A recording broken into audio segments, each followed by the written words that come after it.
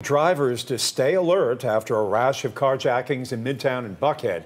4 people have had their cars stolen. 2 pedestrians have been robbed at gunpoint.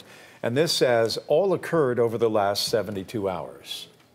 Bringing in resources from all over the city. We're going to do the best that we can to catch these guys immediately.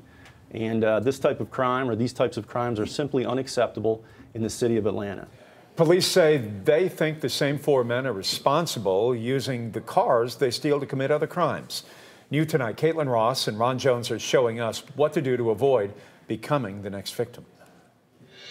And it's easy to get distracted. Even earlier today, I was out shooting this story on carjackings. I realized I left something in my truck, kept the keys in the ignition, and left the car door open. So we wanted to bring in Ron Jones, a former police officer, to talk about the top 5 things you can do to make sure you protect yourself from this type of crime. Exactly. First of all, you want to be engaged and aware with your surroundings. Looking in the rear view mirror, the side view mirror. See who's driving up next to you, who's walking on the sidewalk. Because this is not about being paranoid, it's all about being prepared. Another thing, Caitlin, when you're driving, especially on a 2-lane highway, stay in the middle lane, because studies show that the suspect will come out off of the sidewalk, open up the passenger door, and then before you know it, that person is in the car with you. If you get to a stop sign or a signal light, you want to make sure that you have a gap between you and the car in front of you, at least a half vehicle gap there. So just in case you have to make a quick maneuver to the left or right, you got some space there. Another thing that we don't think about a lot, and that is when you park your car, when you get to that stop sign, lock your doors,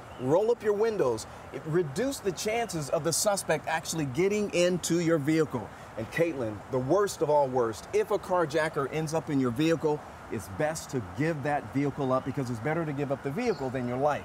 A bonus here, though, if parents out there, you've got kids, you have kids in the back seat, a carjacker jumps inside, you want to let the carjacker know, I've got children in the car, I've got kids in the car. The last thing a carjacker want to do is have the burden of not only stealing that car, but having kids in the vehicle as well. Excellent tips. Thank you so much, Ron. Really appreciate it.